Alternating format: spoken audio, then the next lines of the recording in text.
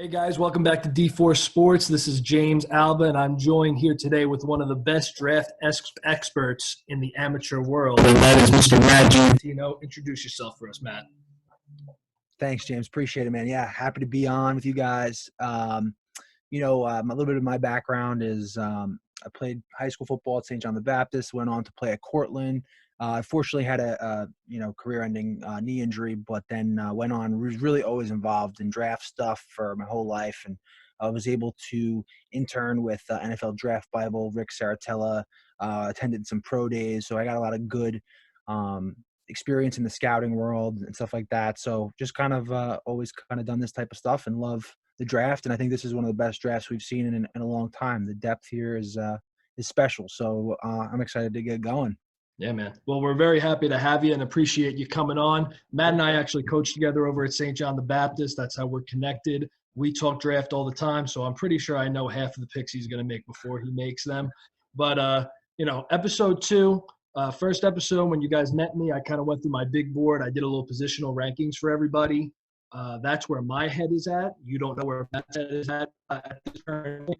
But as we go through our first round and then quickly kind of shuffle through the second round, you'll see all the things that we're thinking, the top prospects, the best fits. We have about, I think, 5 trades, Matt, involved in this mock. I think so. Yeah, so 5 trades involved in this mock. And as we go through it, you'll see what we're thinking. So I'm going to take X. Matt will take the evens. He's going to take the 9th pick because he's a Giants fan. So I'm going to let him take that one. And he might let me get a Raiders pick. Maybe. We'll see how it goes. I got my 2 helmets right here, guys. I got my Raiders and Jets helmets ready to go, showing you where my. You like the Schefter backdrop back there. Yeah, man. That's what I'm trying to do. Nice and professional. All I got is the Barstool flag. No, I like it, though. We'll keep it that way. All right? So we'll get this NFL mock draft rolling. Matt, hit us with the music. All right, man. Hold on. I wasn't ready. I wasn't queued up that well. That's all right. All right, here we go. Hold on. Perfect. All right. With the first pick in the D4 Sports NFL mock draft, Cincinnati Bengals select Joe Burrow at the LSU. Probably the easiest pick we're going to make today. I think Burrow has all the tools to be a fantastic NFL quarterback. You saw his last season over at LSU. He was absolutely dominant. Heisman Trophy, national championship. Joe Burrow has become an NFL OC because of the dominance of Joe Burrow. And this guy he's a game changer. He comes out his senior year. We're thinking 6th round pick. What do you think, Matt? 6th round pick at the start of the year? Not really on the radar. Not on the radar at all. Absolutely lights it up. And he shows that he has the ability to read defense, dissect coverage. He's more athletic than people think. He showed his ability to maneuver the pocket.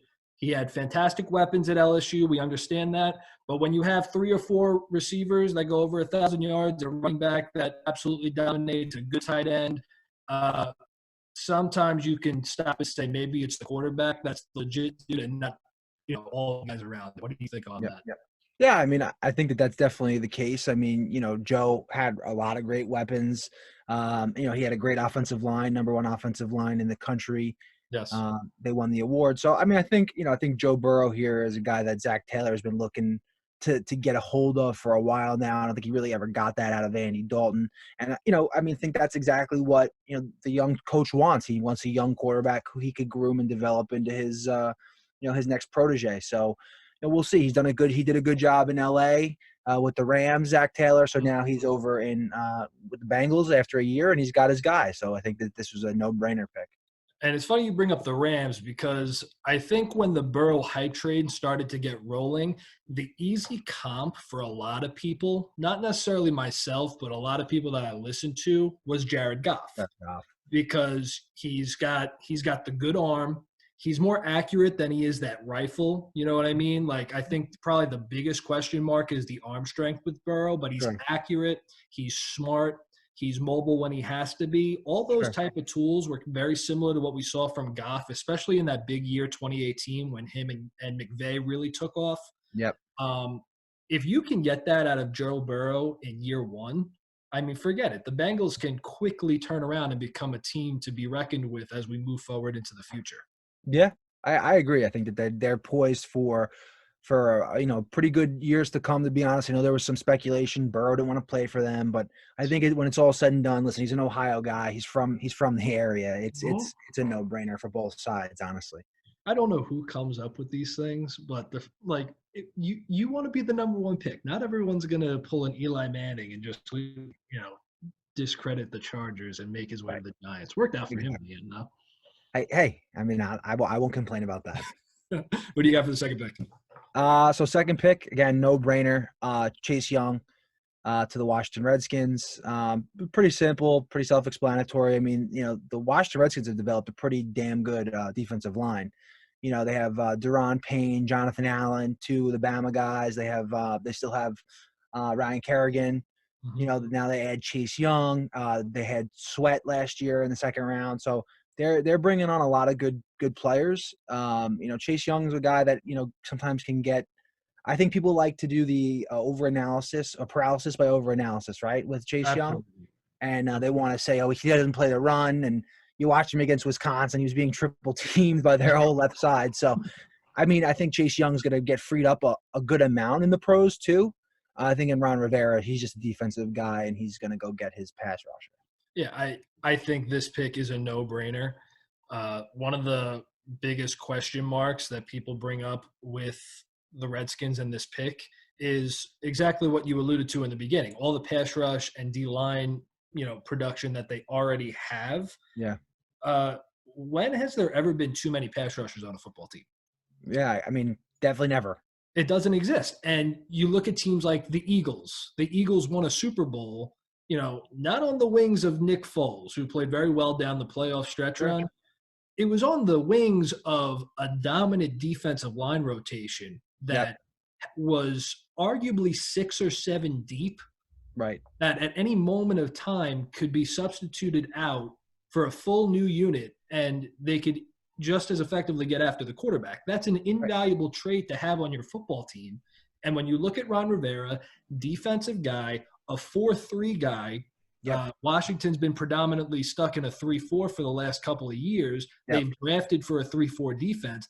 They don't have that massive defensive end, that left end, that strong end that could set the edge in the run and then also dominate in the pass. Right. You can say Montez Sweat can kick down, but he's 250 pounds. You got Chase Young. He's a 6'4", 265, 270 guy that is dominant on all facets of the ball. Yep. People throw around the generational talent term way too loosely, but when you look at this guy, it's hard not to compare him to a Myles Garrett, to a Jadeveon Clowney, guys that we kind of pegged as can't-miss guys coming out their years. Chase Young's the same dude. And you also look at the pedigree from Ohio State. He's working with the Bosa boys. These guys have come into the league much less athletic than he is, with such refined technique and just dominated. And I don't think you can expect anything less than that for Chase Young in his rookie year. Yeah, I mean, best, like you said, to your point about Ohio State, best D-line coach in the country there. And, they have a kid coming next year who's going to be the next thing after Chase Young. So they just keep reading those pass rushers. And what I like about Chase Young too is that he's not just a speed guy. He can use power. He's got great hand technique, good feet. Everything about him is just really good get off, so it's not just a one-trick pony with him. No, I agree. So, all right. So we got our next pick here. We have the Miami Dolphins. Miami Dolphins are making a trade with the Detroit Lions. Okay. They are moving up to number 3. They are going to give up the 5th overall pick, the 26th overall pick, and the 141st overall pick. So all in all, that equates to the 2 firsts plus an additional late round pick. We did we crunched the numbers on the trade value chart. The Lions with the 3rd overall pick, they equated to a 2,200 point value. The Dolphins give up 2,435 points to make this move. All right. They're on the board. They're going to end up taking Tua Tagovailoa out of Alabama. A lot of people are going to hate the pick because everyone's worried about the injury. We understand there is an injury concern that comes with Tua, but there's also a undeniable upside that comes with taking him. Up until his injury, people thought he was the Heisman Trophy winner over Joe Burrow, our number 1 overall pick. Yep. Right? He threw for over 25 touchdowns to only a couple of interceptions in 9 games, basically averaging over 3 touchdowns a game passing, as well as 300 yards. Great receiving core, but the same argument gets made for Joe Burrow. Why do we have to make it for Tua?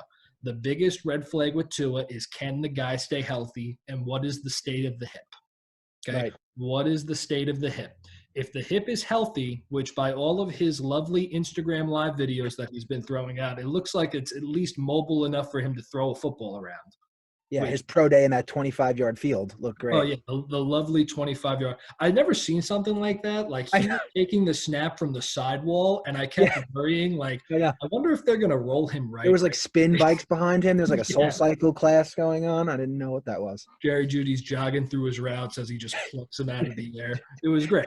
Jerry Judy didn't look like he even want to be there. No, because he knows where he knows he's solidified. But Tua had to prove something, and I think – I'm not going to pound the table and say this guy is healthy and he's ready to go. I'm not going to do that.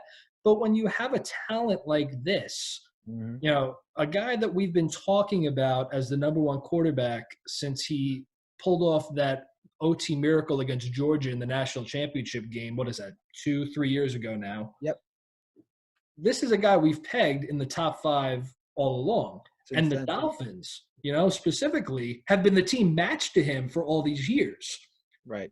I think you don't overplay this too much. You want to be cautious. I'm sure the medical team with the Dolphins has tried their best to get their hands on the reports, in this time of quarantine and not being able to meet with these guys on a daily basis.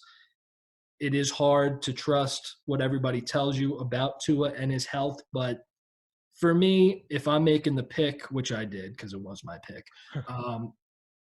I'm trading up. I'm not letting a team like the Chargers get in front of me. I'm not letting a team like potentially the Raiders or the Patriots jump all the way up into the top 5 to make this happen. I'm taking Tua. I'm giving up the extra excess of picks that I had accumulated from how I started the rebuild a year ago, and I'm getting my quarterback in day 1. And I'm keeping the 18th overall pick. I'm keeping that pick. Yep. And so that's where I'm at. Your thoughts? Yeah, I mean, I think Tua is a guy that, Miami has targeted really all along. There's no surprise there. I think, recently we had the Herbert smoke screen by them. I do think sometimes where there's smoke, there's fire, no doubt. I'm sure there's interest there. But I think the Tua Tagovailoa to the Dolphins, it just seems right. It seems like a good trade for both the Lions and the Dolphins. Dolphins have a ton of capital. They're able to do this. Just seems like, again, these couple picks are really no-brainers for these teams. And I think it's something that there's really – the risk there, like you said, though, is just the injury.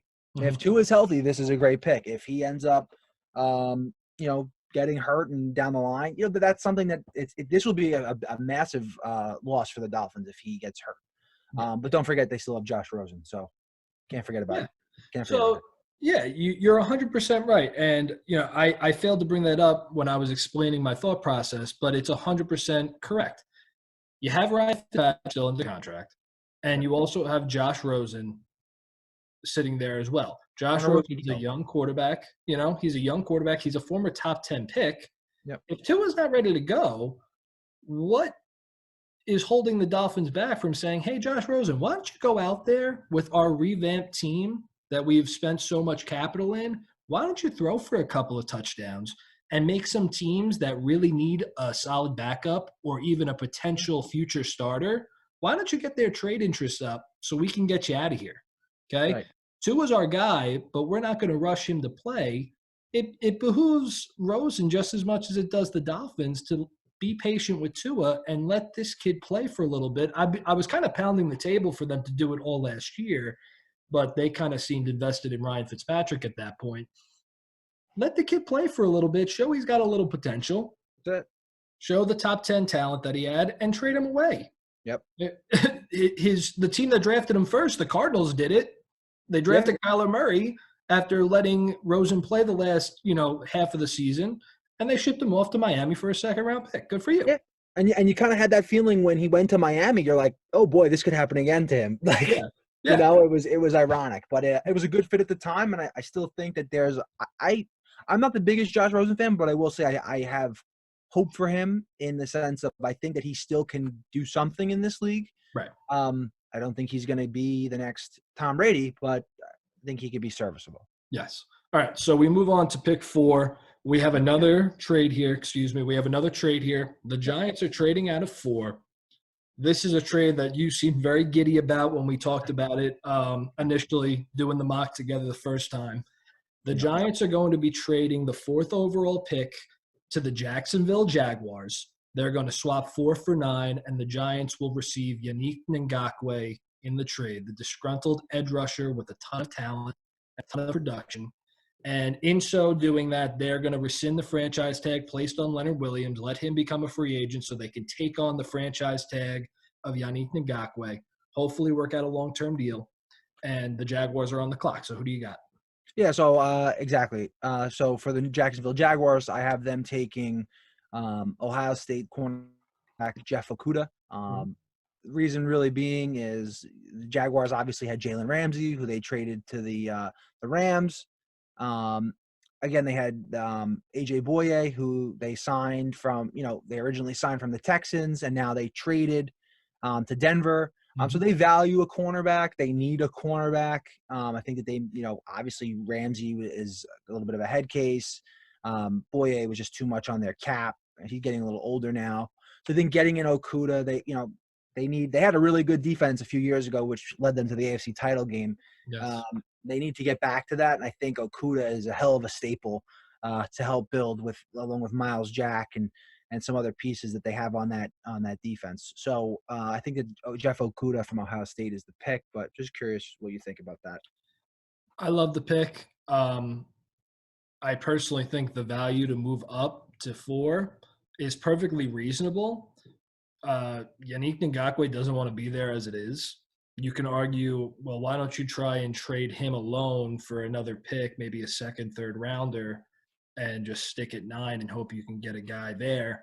To me, if you target a guy that you fall in love with, like Jeff Okudah, why wouldn't you just trade away a valuable asset to you that doesn't want to be a part of your program anymore without giving up a plethora of picks? If they were to just trade up from 9 and go to 4 without giving up Ngakoue, you're probably talking about giving up either a future first, or you're probably talking about giving up a couple of second rounders at least.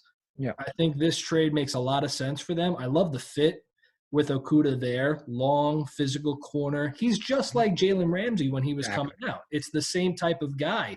Maybe not the most long speed that we'll see from this cornerback class, but in terms of refined technique, willingness to tackle, ability to play the ball in the air, it's hard to find a guy other than Okudah that does it just as well. And he comes from another school. We talked about Ohio State with defensive ends and edge rushers. Ohio State is just as much of a factory for corners.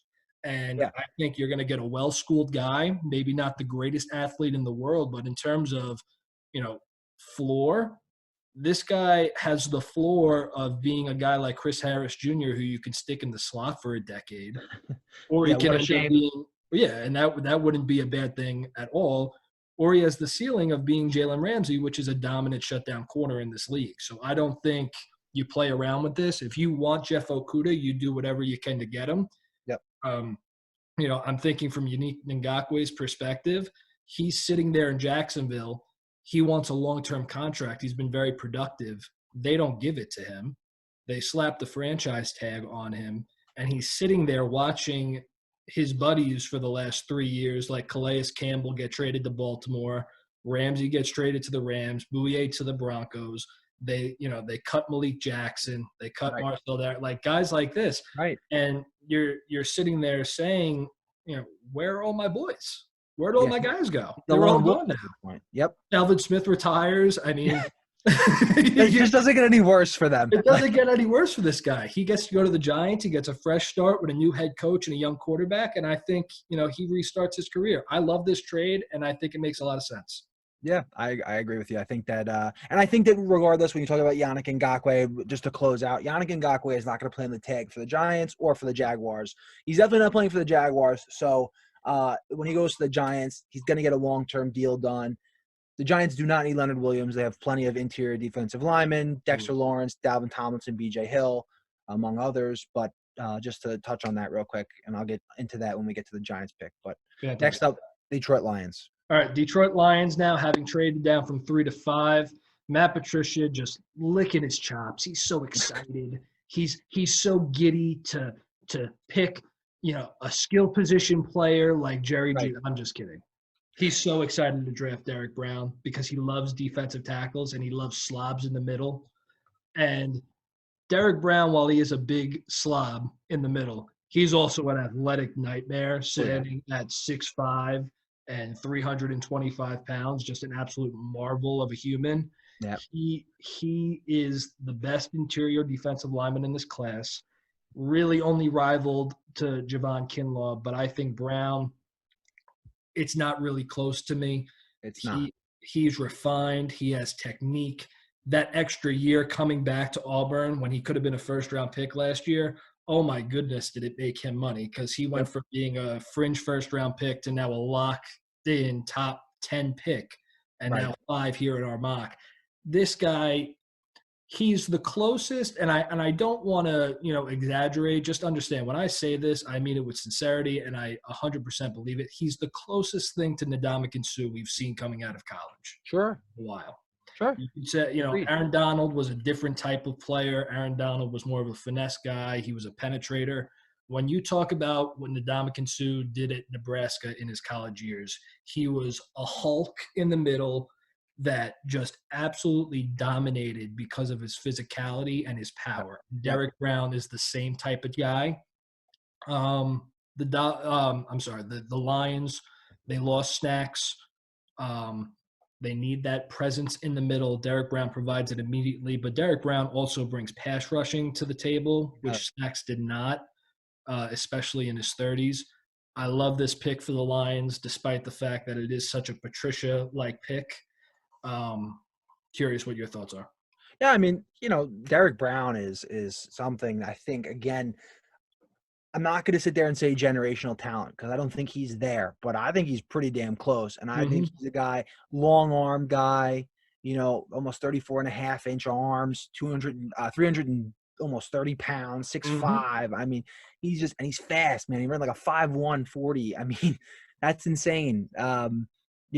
Power, speed, quickness. He's got good lateral mobility. He's a really great fit here. He deserves to be a top 5 pick, and he ends up in a good spot for Matt Patricia and a well-needed spot for them as well.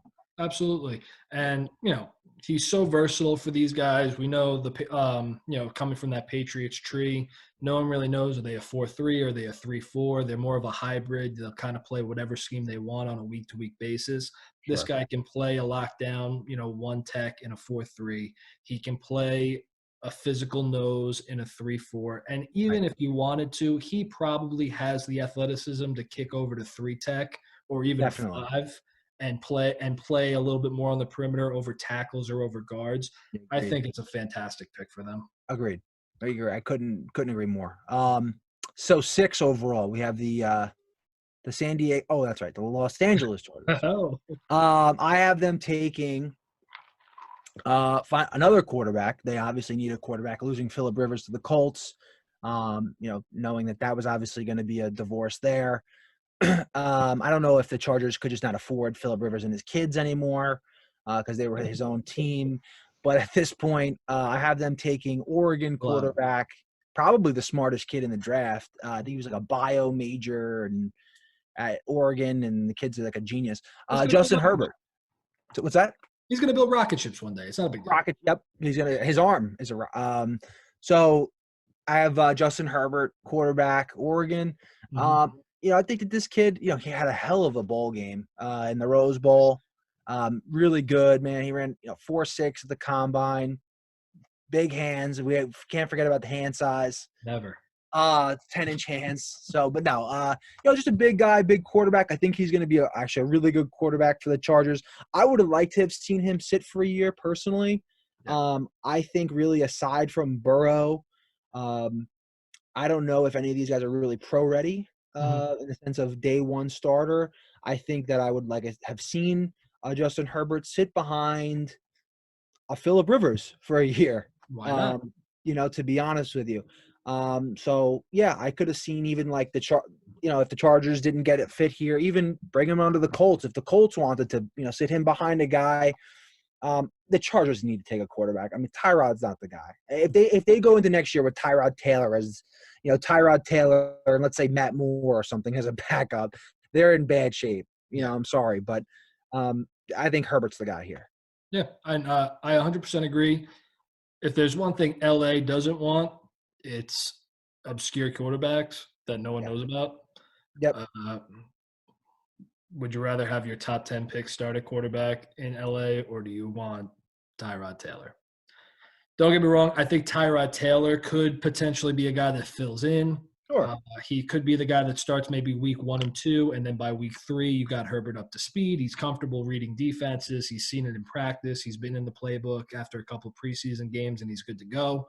Uh, it is a shame. It's a shame that the Chargers are committed to letting Tyrod be the starter at this point, because if you're talking about LA and you want to sell tickets, you got guys like Cam Newton on the free agent market. You have guys like Jameis Winston on the free agent market. It's curious to me, to say the least, that you're going to be willing to let Tyrod sit there and play, but you don't want to sign one of those guys.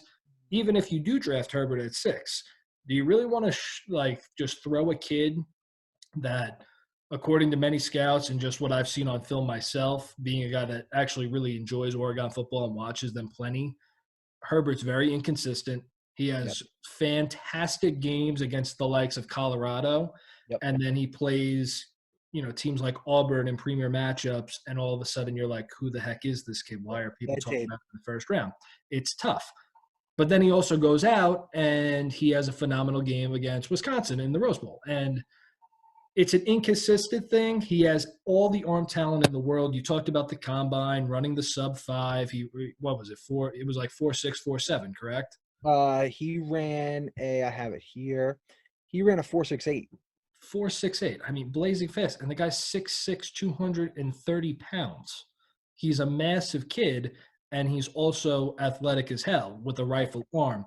If you could refine a kid like that, you have a diamond on your hands that you just need to put a little pressure to. Right. That's it. And I think it's a good pick. I like it for the Chargers. You just have to surround him with the weapons he needs, which he has right now. I think the Chargers do have a good core around him. Right. Maybe patch up the O-line a little bit, and I think you can have something good here. Just don't rush the process with him. He needs the time to develop. Yeah, he does. Absolutely. Couldn't All agree right. more. Number 7, we have the Panthers on the clock. Isaiah Simmons is the pick. The whatever you want out of Clemson. He is a linebacker. He is a corner. He is a safety. He can be a defensive end if you damn well wanted him to be. He's a defensive weapon. Okay. Yep. He's a defensive weapon that you play on your defense and just tell him, go hunt and find the ball. Yep. Whether it's the quarterback, running back, receiver, tight end, who cares? Go find it, and you're going to make the play. He's 6'4". He's over 230 pounds. He ran a blazing 40 at the combine. He has played a bunch of positions at Clemson. He has won a national championship. He has performed at the highest stage. If you're going to replace a Hall of Fame caliber player like Luke Kuechly, I can't think of a guy more fitting than Justin Simmons. They're not the same player, and I understand that. But in terms of impactful football player, Simmons and Kuechly can arguably be right there with each other, because Simmons is going to impact the play on the field in more ways than Kuechly ever could, Right. just because of what he is capable of doing. Mm-hmm. I really like this fit for them. He stays close to home. He stays in Carolina. Coming from Clemson, he's able to stay close. Matt Rule, rookie head coach, doesn't want to play around too much and reach for somebody. I think Simmons at 7, still being on the board, he's the safest guy you can go with, and he's probably the most impactful player you can go with as well. What do you think? Agreed. Yeah. I mean, listen, Isaiah Simmons is I think arguably my favorite player in this draft. Mm-hmm. If the Giants didn't trade down, I would have had them probably just go Isaiah Simmons at 4. I think he's a guy that, I think he looks like a Panther to me. Like he looks like a guy who'd play for the He Panthers. does, definitely. Jack Thompson, very similar kind of guy coming out of college, that utility knife on defense. Mm. I think, obviously it's a different type of regime in there, but I think that the Panthers value that type of player. They kind of always have, and they have that on their defense as it is. They need defensive help. They have no real secondary. Their linebacker core is banged up. Their whole defense is just not the same. And we're going to see a whole new Carolina Panthers team. I think Isaiah Simmons is a hell of a guy to build around, and Matt Rule's going to love him. Yeah, 100%. So, all right, so number 8. Yeah, number 8 overall. We have the Arizona Cardinals. Yep. Cliff Kingsbury, he's an offensive guy. I've heard some rumors that they're interested in Derek Brown. Obviously, he's not available here. So I had them taking Tristan Wirfs out of Iowa. Good pick. Played right tackle. I'm curious to see what Cliff Kingsbury actually likes in an offensive lineman, like what he values out of his offensive lineman. It's a very good point. What he looks for. Obviously, speed, athleticism, right, to run that offense. No doubt about it. And you look at Texas Tech, what he did there over the years, always a faster kind of lineman. But listen, you get the best of both worlds in Tristan Wirfs. Reminds me a lot of like an Andrews Pete type of guy. That's short, squatty, strong athlete. Tristan Wirfs he can move people. Again, a little inconsistent.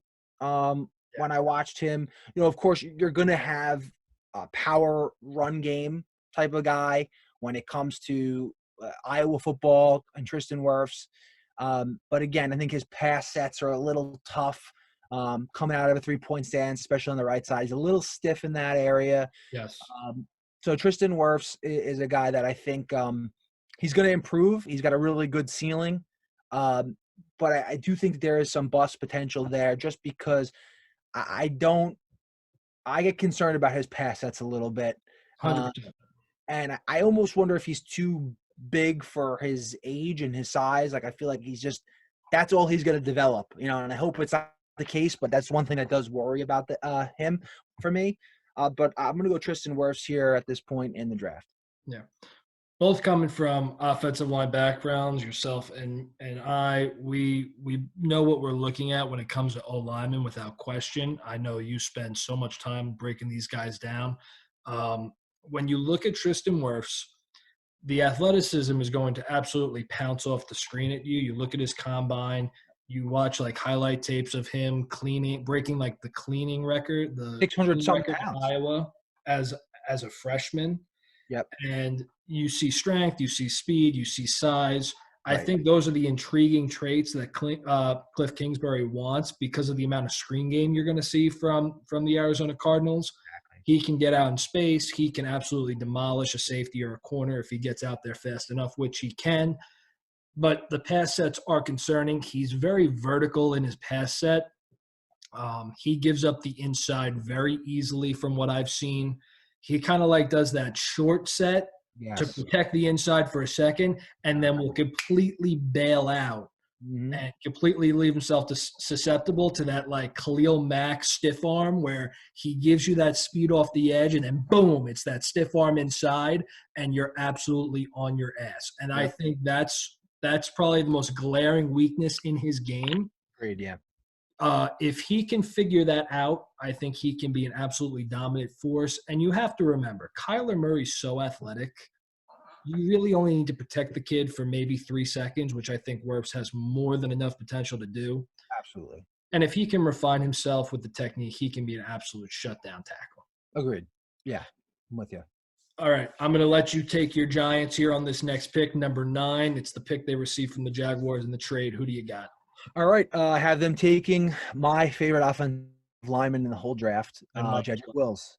Jedrick Wills, really not personally, I really don't see much negative with him. I mean, if you want to knock him just because he plays right tackle instead of left, but you can also argue that's because Tua Tagovailoa is a lefty, and that was his blind side. So I think he can play left tackle, especially in the future for the Giants when they move on from Nate Solder, which they will eventually. Jedrick Wills, man, is friggin' awesome. He His pass sets are the best I've seen out of any tackle prospect in years. I What think a he's the joy. next Trent Williams. I really do. He let up 1 sack in over 900 pass sets. Again, 6'4" and a quarter, about 315, long arms, 5-second 40. I mean, he really is the hell of an athlete. Nasty in the run game, just a nasty dude, and just a really great offensive tackle prospect. The Giants need this guy to play right tackle. It's what he played.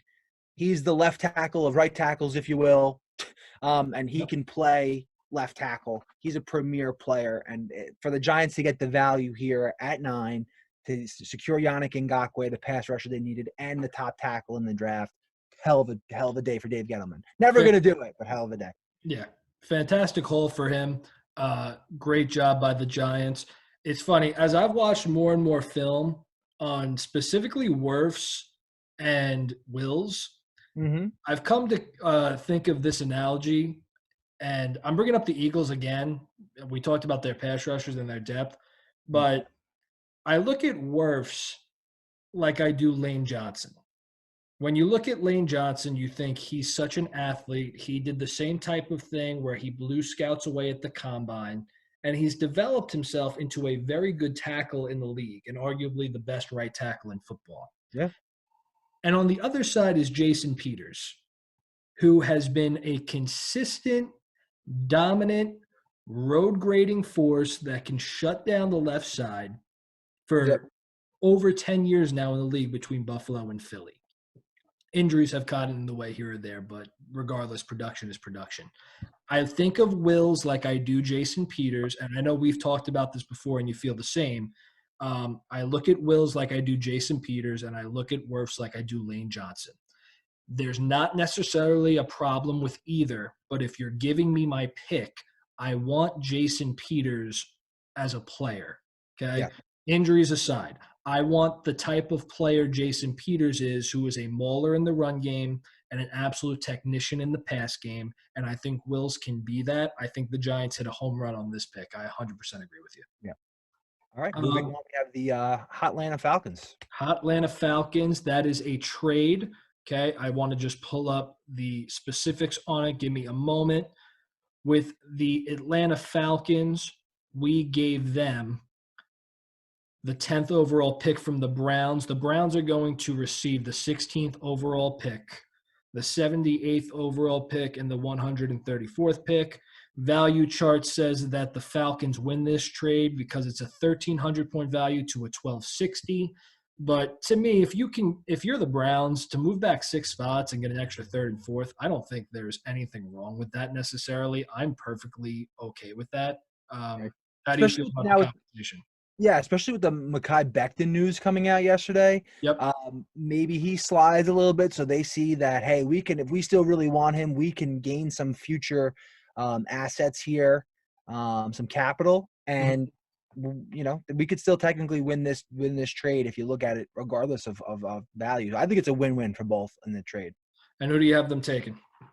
I had them taking C.J. Henderson, Mm-hmm. back out of Florida. Good pick. I think when you look at the Falcons, they moved on from Trufant, who went to Detroit.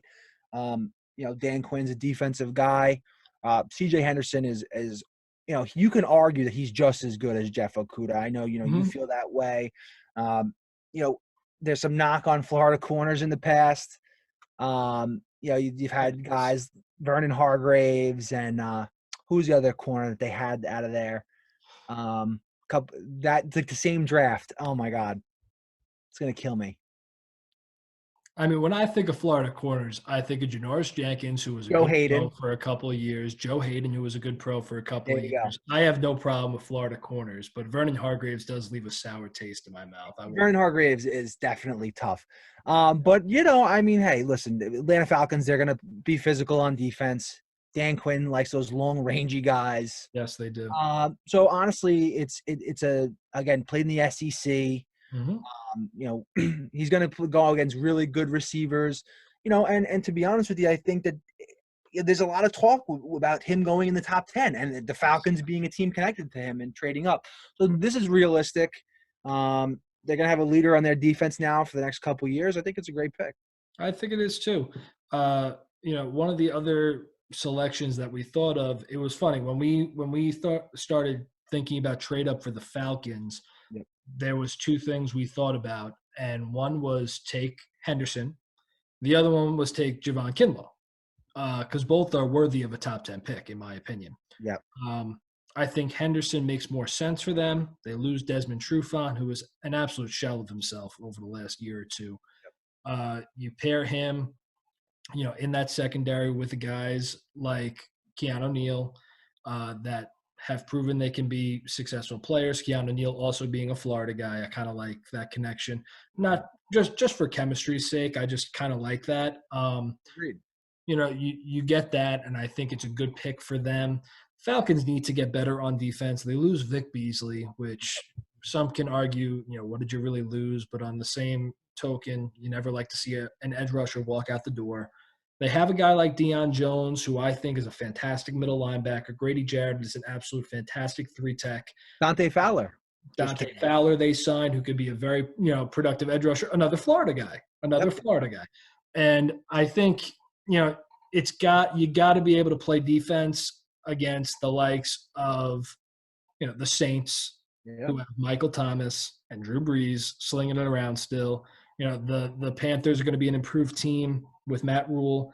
And then you have Bruce Arians, who is just the psychotic gunslinger that now with Tom Brady, crazy. Who's going to stop them from just slinging it up to Mike Evans and Chris Godwin, 50 times a game.